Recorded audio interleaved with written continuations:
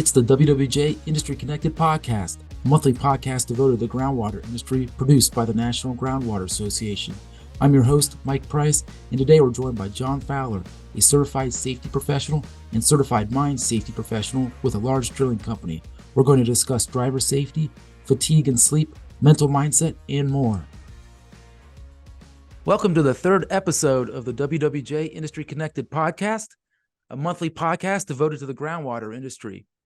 I'm Mike Price, senior editor of the National Groundwater Association's Water World Journal Trade Magazine, and today I'm with John Fowler, certified safety professional and certified mine safety professional who serves as safety manager for a large drilling company. John is a longtime volunteer of NGWA's Safety Subcommittee and is a past chair of it, and is a regular presenter of safety at NGWA's Groundwater Week annual event. He's also a regular contributor of safety articles for Water World Journal, a wealth of knowledge. Thank you, John, for joining us today. Well, thank you very much for having me. I'm very happy to be here. I'm looking forward to our talk. Same here. And for the audience, can you introduce yourself and give a little bit of industry background for us, please? Yeah, well, thank you. You said some nice things about me there. I started out in drilling in the oil field actually in 2001, and I did the oil field for a few years. I got the opportunity to go to Antarctica and the North Pole doing ice drilling. So I did ice drilling for several years, Greenland as well. And then I got into the mineral exploration business and started drilling in mines, dewatering wells, and that kind of thing. And then in 2011, I went into safety, and I've been there ever since. So I like to use my operational background, the fact that I've worked on drilling rigs all over the world for years and years, to help me with my safety. What's your favorite safety topic to speak on? I'm actually sort of obsessed with fatigue. I think that it's something that is overlooked a lot in our industry. I think that fatigue is actually at the root of many of the incidents out there. And I know we work long hours. I know we have to work long hours, but I think it's something that's not really explained to the new employees, the new people coming into the company. And I think it's a very valuable thing to talk about, give them some tips on how to get sleep and some warning signs of what to look out for if you're not getting enough sleep. We'll definitely revisit that topic here in a bit, but yeah, let's start with driver safety for the upcoming busy drilling season. You know, you can only control what you can control, but you can't control other drivers.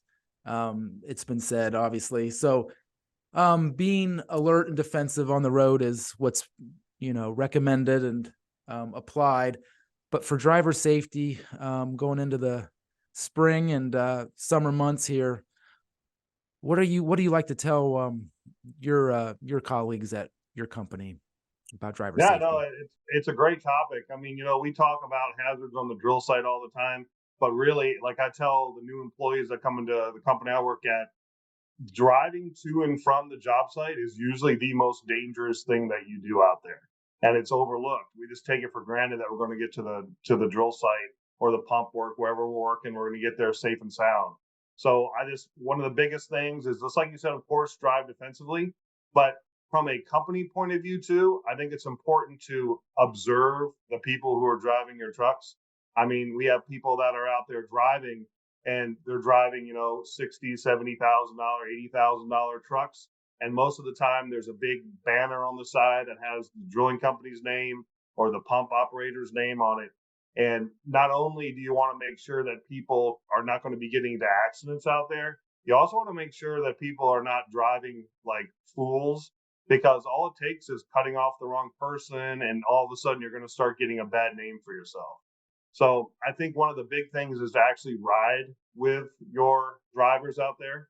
A lot of the big insurance companies, if not all of the big insurance companies, they will happily give you some defensive driver tips. And a lot of them will also have some sort of driver observation system that you can ask for. And it's just a great idea to just ride with people before you turn them loose in a pickup truck. Is literally drive with them, see how they drive, see if they drive too aggressively, make sure they're not following people too closely, and just get a sense of who your drivers are. It's easy for us, especially those of us who've been around driving trucks and everything, to say, well, who on earth would have trouble driving a truck? But I've definitely found in my experience that people have come into company and they've only driven little cars their whole life, and something we don't think about, but now all of a sudden they're behind the wheel of, I don't know, a crew cab, long bed, work truck, and they're very intimidated by that. Sometimes they have trouble just keeping it in traffic. Sometimes they have trouble backing it up into a parking space. So I always like to go for a drive. We do a little bit of highway, a little bit of quote unquote urban. So, a little more traffic, that kind of thing, stoplights. Mhm. And then on it, one of the little tips I do is just see if they can back up into a backing space. Like I literally just have to see if they can back up between the lines. And you would be amazed that there are some people who just, and nothing against them. I mean, the only way you learn how to do that is by doing it. No one was born knowing how to do it. Right. But there are people that have trouble and they'll just won't, it'll take them try after try after try to back up just between the two lines in the parking lot. And those kind of people, it's not that you tell them that they can't drive. You just want to make sure that there's somebody in the truck with them helping them out. That's not the kind of person you'd want to send, to go get a part from downtown, whatever city you're nearby. You just want to think about where you send a driver like that. Yeah. How many vehicles, regarding the vehicles, do you have any dash cams on your So vehicles? that is an interesting topic because we do not. So like I've never really worked for a company that has in-vehicle monitoring. I know that of course there are a lot of companies out there. Some of them just have a little tattletale where if you speed, it sends a message to your boss, hey, this guy sped. Some of them are fancier. They can do hard braking and hard turns. I know there's another one of our competitors out there actually has multiple cameras facing in to the cab, facing out on the sides and all that. And I don't know. I mean, my whole personal view on it is you've got people who you're already trusting with millions of dollars worth of drilling equipment, and you really should be able to trust them with a pickup truck, driving a pickup truck. So, I mean, if you just keep an eye on them, if you just ride along with them, you'll get a sense of who, should be behind the wheel and who shouldn't. Now, that's just my personal opinion. I mean, there's a lot of also customers out there, big commercial clients, and they require you to have some sort of in-vehicle monitoring. So, I mean, that's just my personal view. Is I feel like it all starts with the person, and if you have good people that are well trained, that follow the rules, you shouldn't have trouble in a pickup truck. And they're just going to figure out ways to, get around it. I mean, they're going to accidentally unplug it and all the other kind of stuff. So it's just going to be a big battle. I'm not saying it's not a good idea. Yeah. We don't use it in the company I work for, and we just go off of behavior. So Yeah, I know too that some companies use it to help show who is at fault if an accident yeah, occurs, that, and that's where it's really beneficial. that's true too. Yeah, no, like a lot of Uber drivers and Lyft drivers, they have the cameras. Yeah, no, Yeah. I mean, I don't know. I'm not saying it's just a bad idea. It's just kind of like a whole nother. I don't know. You start getting into some Big Brother kind of stuff if you go down that way. But you know what? There's definitely times when that is useful. So yeah. And one other thing too, I would mention too about the whole driver is that one of the biggest areas that you can run into trouble is when you have people who are working for extended amounts of time away from home, and then they're trying to drive back and forth. A lot of guys will try to save money on hotel rooms. They might be 2 hours away from the work site, and to save money, they're going to drive 2.5 hours or more back to their house. And that is really the biggest area where bad things happen. So my advice is always is to really look at that. I know it's easy for me to say as a safety person, right? Safety people like to spend money, but that's a good time to look into some sort of per diem, some sort of maybe giving the guys a hotel room and keeping them off the road. Because after working a 10-hour, even in our industry, we work 12 hours. That's a long day. And then to get into a truck and try to drive home and back, you're just asking for trouble. Yeah, the physically demanding nature of our work leads into our second question, talking point of hydration and sleep. Um, oh, you at the outset talked about fatigue, and I think OSHA has a stat where close to 1 in 8 workplace incidents relate to worker fatigue and are twice as likely to be fatal. So yeah, fatigue is huge. So sleep is important naturally, and hydration as we look ahead to the summer, the busy season of drilling. What do you? Let's start with hydration and then talk sleep. Absolutely. I mean, you know, and like you just said, they're all interrelated. You're exactly right. I mean, they're all interrelated. I think one of the biggest things that people forget when it comes to hydration is that you need to start hydrating before you go to work. In other words, you need to start hydrating the night before. A lot of people wake up in the morning and they start drinking their water on the way out to the drill site or with a pump or whatever you're doing. But you know what? If you're thirsty, if you're drinking water on the way out to the job site, you're already behind the ball on that. So really what you need to do is focus on the night before. And I hate to break it to everybody, but beer does not count as hydration. So I'm just going to throw that out there. I know we all like to have a beer or two after work, or a lot of us do, but that does not count as hydration. We need to make sure that we're drinking enough water so that when we get out to the drill site, or the pump site, we're already good to go. And then we can just maintain that hydration throughout the day. And you need a lot of water. A good rule of thumb that I use is you take your body weight and you divide it in half, and that's how many ounces of water you need. And when you do that, it's really eye-opening as to how much water you need to drink throughout the day. And that's a lot. Yeah, yeah, We're talking many ounces, many cups, and you just got to drink. I think one of the big mistakes that people make is that they drink all these energy drinks. And I'm not saying that it's, you know, something terrible is going to happen to you if you drink an energy drink, but I can say that energy drinks are really not good for you. Like with all the caffeine, with all the sugar, there's been cases where people have had heat-related incidents because they were drinking these energy drinks, which was flushing the water out of their system. So I will say I don't drink energy drinks. It's, in my opinion, not a good thing at all to do for your body. But I can definitely tell you that when it comes to hydration, that those energy drinks are going to be working against you. So it's really important if you're going to have them is in moderation, right? Don't drink 2, 3 of those full throttles, but in moderation. And then the way that you know, it's kind of awkward, but I mean, the way that you know about your hydration is by looking at the color of your pee. I just have to put that out there. So yeah. if you're going to the bathroom and you notice that your urine is very dark, that's just a warning sign to you that you really need to get some water. For caffeine, what would you recommend for guys who feel like they need a little bit of caffeine in their system? What would be a natural, healthy way to get it? I mean, honestly, coffee, tea, I mean, there's nothing. The thing with the energy drinks is you've got tons of sugar, you've got all those other chemicals. So I would definitely recommend having some coffee in the morning, having some tea. Now, you don't need to drink it. I mean, different. I understand people are all different. I mean, a pot of coffee, that's a lot, but you know, there are some people that have kind of accustomed their body to that. So I'm not going to sit here and tell you exactly how much, but Yeah. in my opinion, stick with the coffee, stick with tea. Of course, the best way to do this, and I know it's easier said than done, is to get a good night's sleep.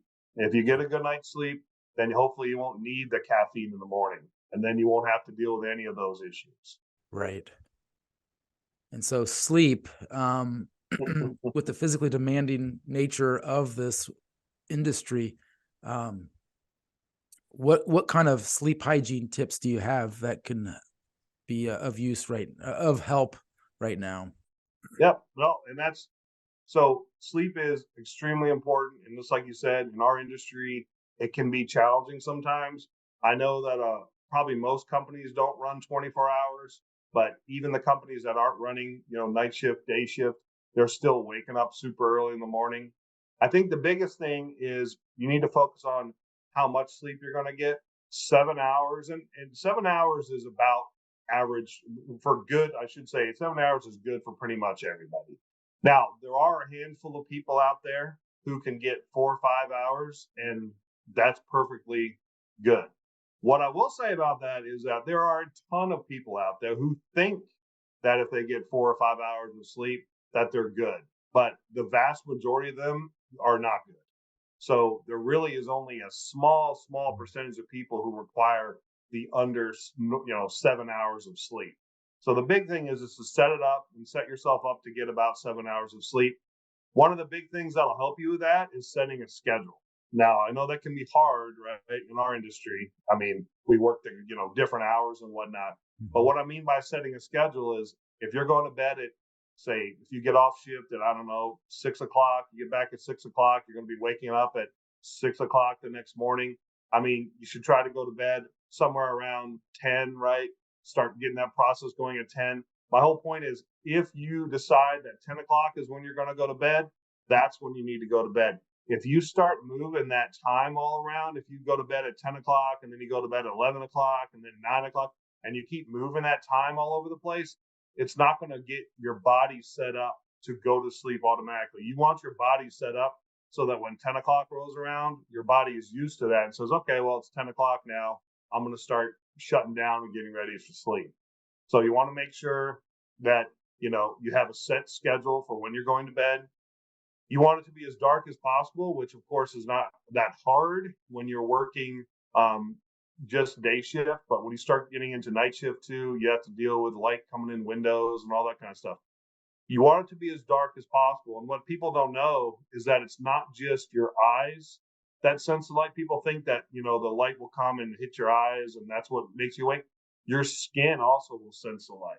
And so like if you're in a room and even though your head is in a dark place in the room, if there's a little bit of light coming out that's hitting your skin is going to detect that and say, hey, it's time to go up. It's time to wake up.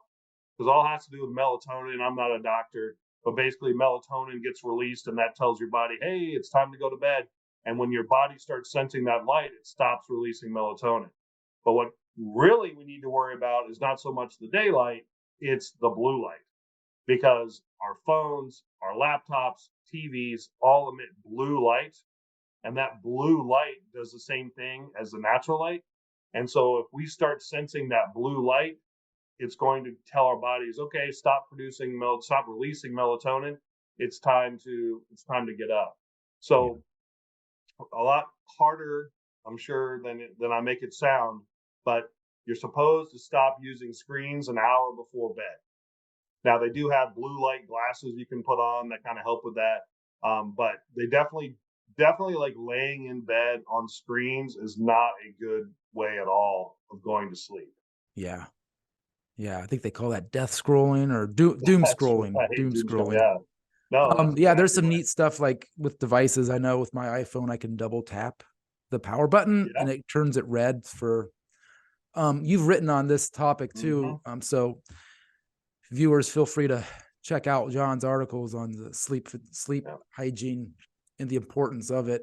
And I think you, actually a couple more things too, if you have that second. yeah, You also want to make sure that you have the room at the right temperature. So you want to shoot for 68 degrees. This has actually been scientifically proven. Now, I know people like to sleep in different this and that, but your body and your brain actually starts cooling off when you go to sleep. So if you have the room too hot, it's just going to interfere with that. And then the last tip I'll say is don't stay awake in bed. So if you're laying in bed for more than 20 minutes, you're supposed to get up and go do something and then do it again. In other words, you don't want to we were talking about just literally just right now, right? Talking about that doom scrolling. You don't want to just lay in bed because you want to train your body that when you get in under those covers, that it's time to go to sleep.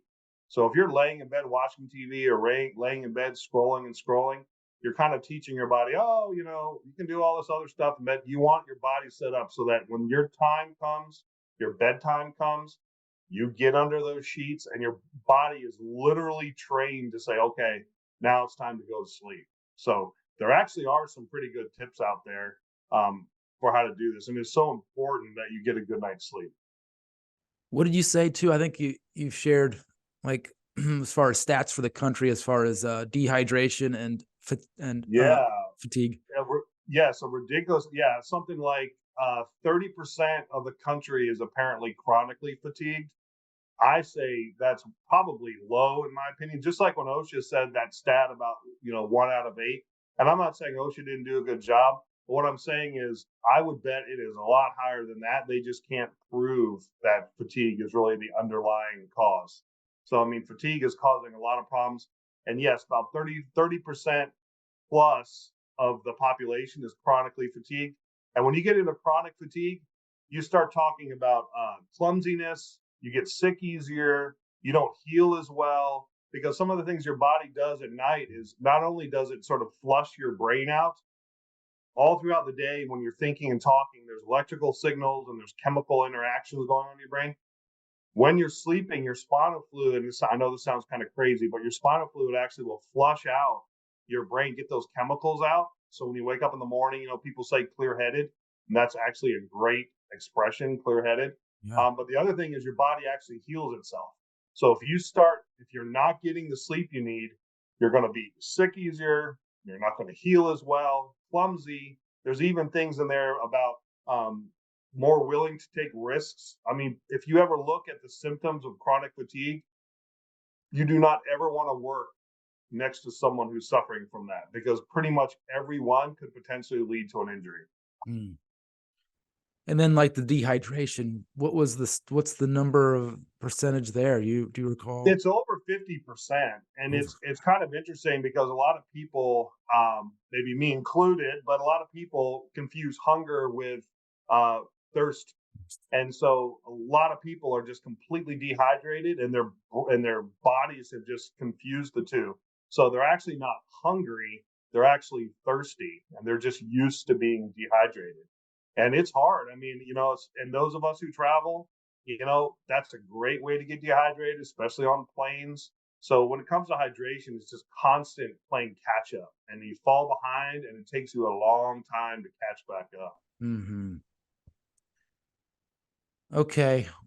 Curious to get your take on this here. Mental mindset for the busy drilling season. Um, what do you have to say on how drillers can have a balanced mindset of heavy workload without feeling overwhelmed? Yeah. Yeah, I mean, that's sort of like the $1 million question in our industry. I mean, right? We work all the time. A lot of us are away from home when we're working. I shouldn't say a lot of us, but a good chunk of us are away from home.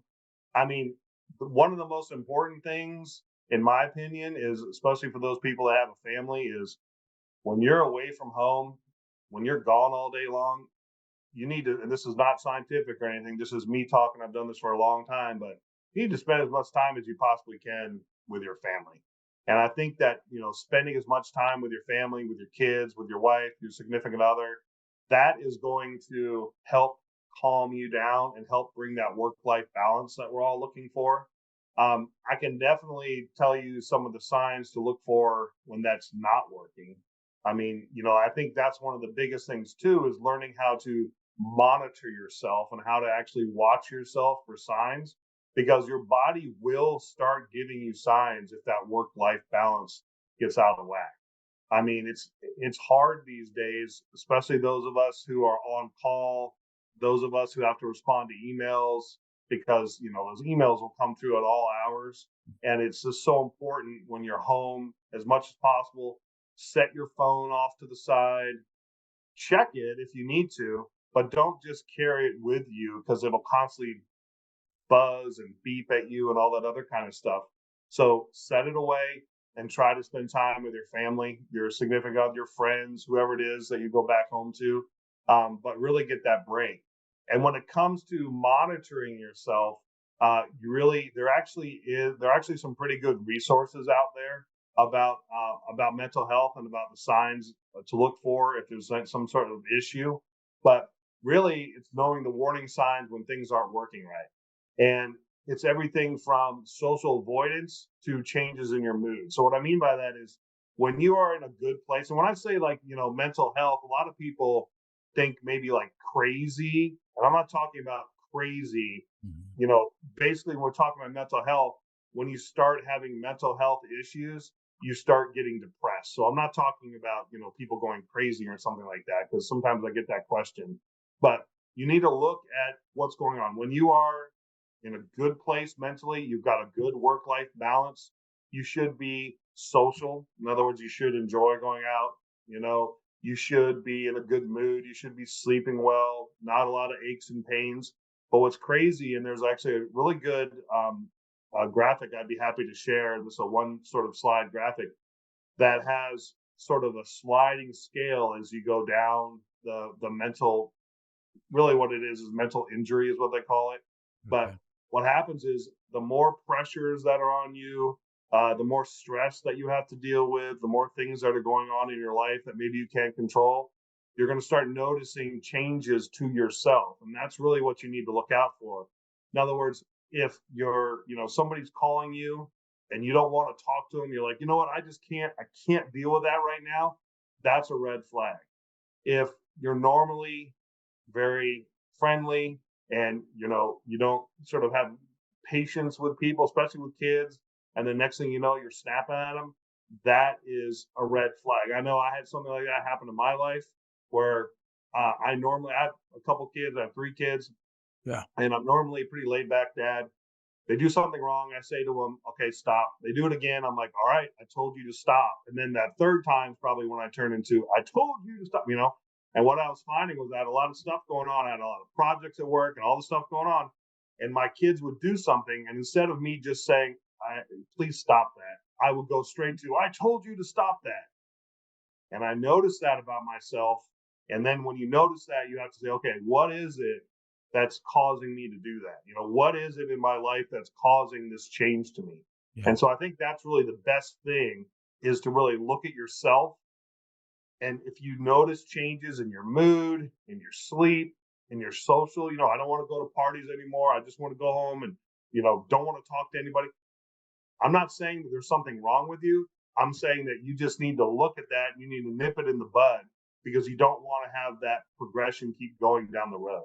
So this kind of look for those red flags. But those are the biggest ones I tell people Yeah. is, the social avoidance, and then this your mood. And when you start finding yourself just snapping at people for no reason, that's just telling you there's something going on in your life. You need to figure out what's causing you the extra stress so you can take care of it. No, that's really helpful.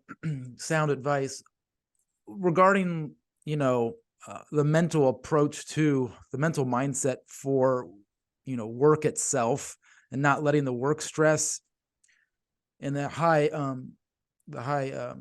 number of jobs ahead for a week, the month, what have you. I take it day by day is what's, is recommended, but how do you compartmentalize, the day and go from there? I mean, I think I'll tell you one of the biggest things that I've found that kind of helps out.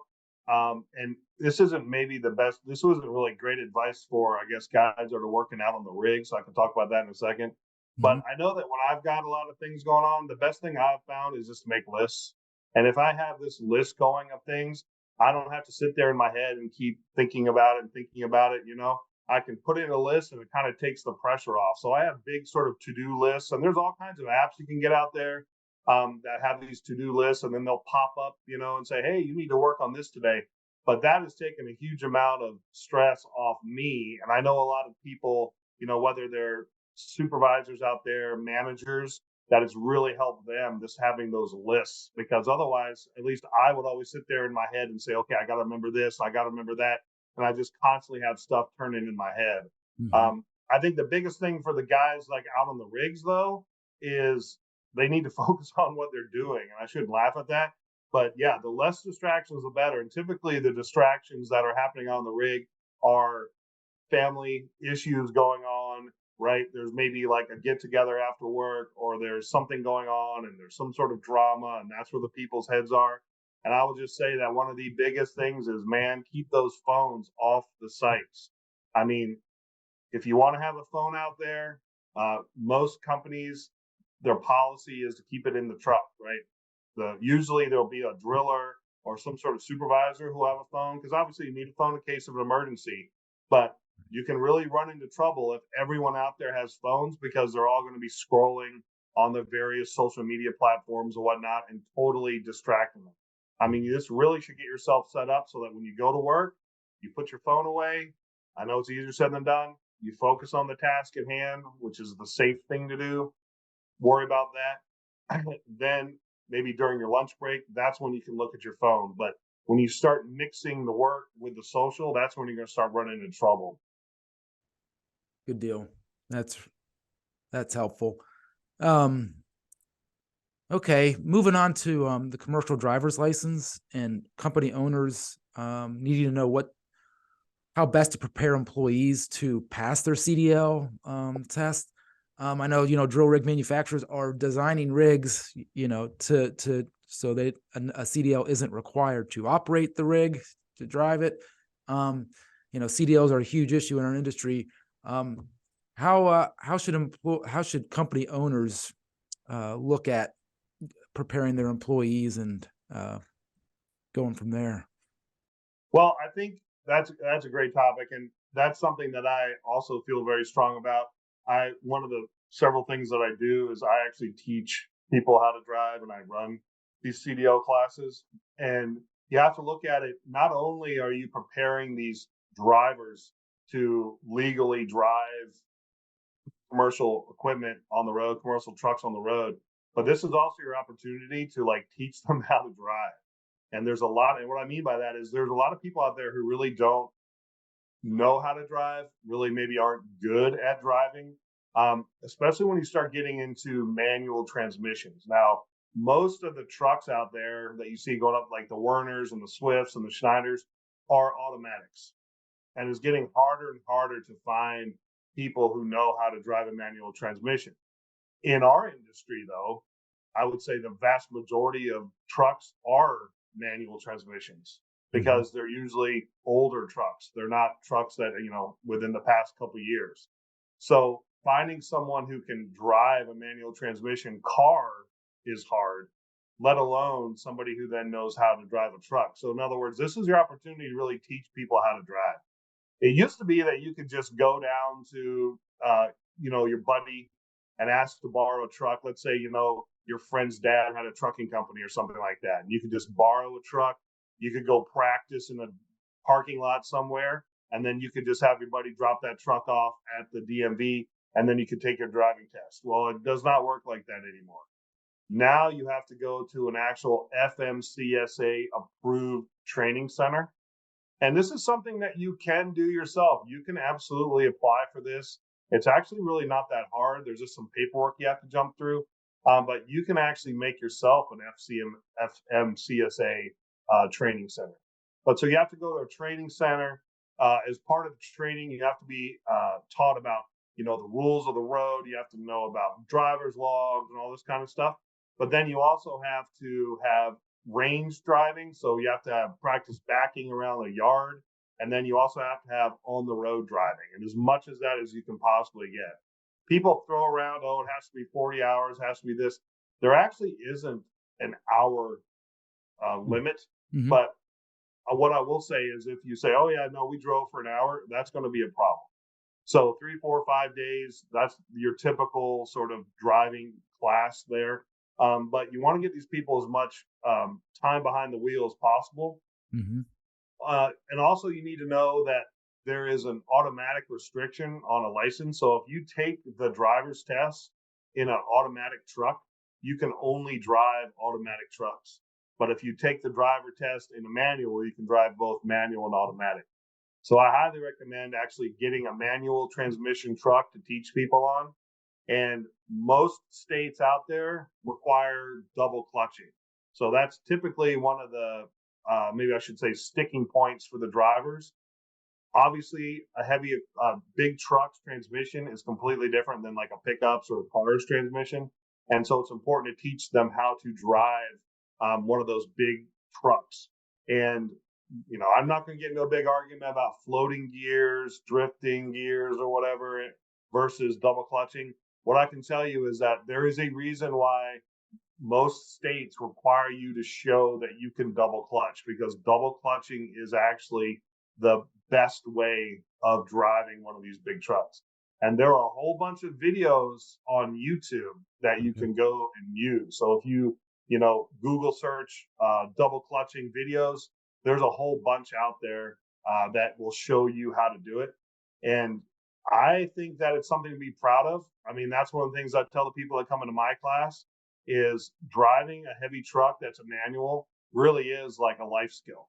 I mean, you don't have a lot of people left in the country who can do that. So it's a great thing to know. It'll definitely be a big plus when it comes to your career. So I recommend just bringing people into a class and teaching them how to drive. One of the things that people always forget, though, and Hmm. this is caught, I there's actually somebody in my last class who had issues with this, Mm. but not only is the CDL driving test making sure that you can drive uh, a big truck, it's also making sure that you're a good driver. So, in other words, you have to know what lane to turn into, where to put your hands, and all that other kind of stuff. So, don't forget that you're also being tested on just your regular driving. Like when you were 16 years old, that same kind of test. So, yeah, you could shift all day long. Awesome. You could pass your pre shift. You could back up just like you're supposed to. But if you're out there driving around with one hand and driving crazy and running red lights and doing that kind of stuff, you're going to fail. So just keep that in mind. Yeah, and I should mention too. Yeah, you've written on this late last year on the CDL dilemma in our industry, and had some Yes. really good recommendations and how to practice at home, even with like a plunger. Yeah, do a plunger. No, and I mean, don't get me started. I'm going to cut myself off. Don't worry, I'm not going to go on and on. But I mean, it really is an actual physical skill. Like it takes coordination. I Yeah. mean, it sounds silly, but you really do. If you don't want to use a plunger, obviously don't use a plunger. But you really do need to sit there and practice with your foot, practice with your hand shifting. I mean, there's a lot going on, and you literally need to practice that rhythm and teach it to your body. So it's Hmm. a skill. It's a real skill. It's something you really should be proud of. Yeah. Okay. And lastly, as you told me, what OSHA is kind of honing in on, mental health and heat stress, and worker violence being another thing that they're really pushing for. Can you give us an update on those items? Yeah, I mean, they're right now, they are definitely right up in OSHA's spotlight. I mean, OSHA is looking at this hard. Um, like for the heat, for example, Cal OSHA, so California OSHA, they have a heat stress program that talks about how much you can be out in the heat and about the water you're supposed to have and the breaks that you're supposed to take. And from everything I've heard, the federal OSHA is going to this basically probably copy the Cal OSHA.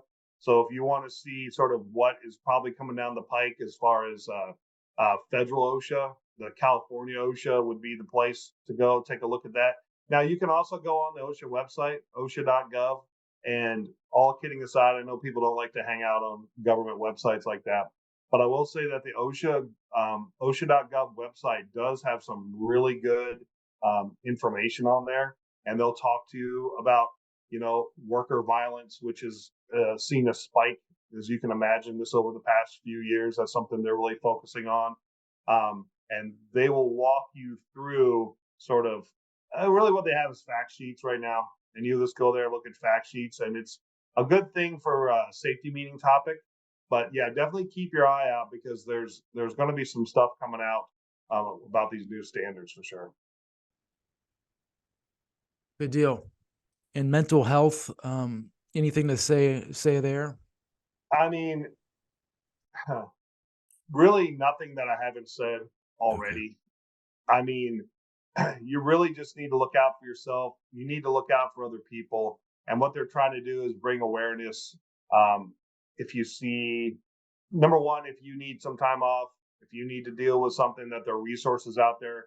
Most companies have, I shouldn't say most, I guess, but a lot of companies out there have employee assistance programs as part of your health benefits. And you can, it's something where you can call and you can have access to like if you need to talk to somebody, you get, depending on what the program is, the plan, but 2 or 3 free sessions. I mean, there's financial stuff because we all know financial, but I think really one of the big things is knowing what your company's resources are, like what your company has to offer. And then also keep an eye on yourself and maybe even keeping an eye on your fellow coworkers. If you see somebody who, normally is talking and laughing all the time, and now they just don't really talk to anybody anymore, and they just kind of keep to themselves. Um, that's something where it'd be worth sort of, in a friendly way, ask them if they're okay. I mean, this gets very touchy. I realize that, but you're going to be looking out for yourself, but also just kind of keeping an eye on the people you're working with. And if you see somebody that's suddenly something has changed, it's definitely something to try to talk to the person about, maybe bring it up with management. I mean, you get into a lot of, as you can imagine, laws. You can't go around asking people, if they have some sort of sickness and all that kind of stuff. There's a lot of HIPAA out there, but there's nothing that says you can't say, "Hey, man, everything okay?" Yeah. And try to see what's going on with a person. But Yeah. I mean, that's going to be really hard with all the HIPAA laws is dealing with the mental health. But Yeah. just look out for yourself. If you see somebody that's acting different, just ask some friendly questions. It's hard. It's a hard time. I mean, there's a lot going on with the suicide rates are up. I mean, it's a tough time right now. Yeah. And what did you learn from OSHA on worker violence? Anything there relatable? A lot of it is tied into like the mental health side. I Yeah. mean, drills. You should have drills and things like that. But nothing has really come out about that. Okay. Well, John, this has been really helpful. As always, appreciate your knowledge and sharing it with us today. Thank you so much for your time. No, thank you. I enjoy these, and I hope people got some useful information out of it. So thank you for having me on. Thanks for listening to the WWJ Industry Connected Podcast. We'll be back next month with a brand new episode, so be sure to like and subscribe to the podcast on your favorite podcast platform. We're on all the major platforms, so it will be easy to find us. And visit waterworldjournal.com for the latest expert columns, feature articles, videos, and news covering the groundwater industry. So one more time for John and I, thank you for listening and watching, and we'll see you next time.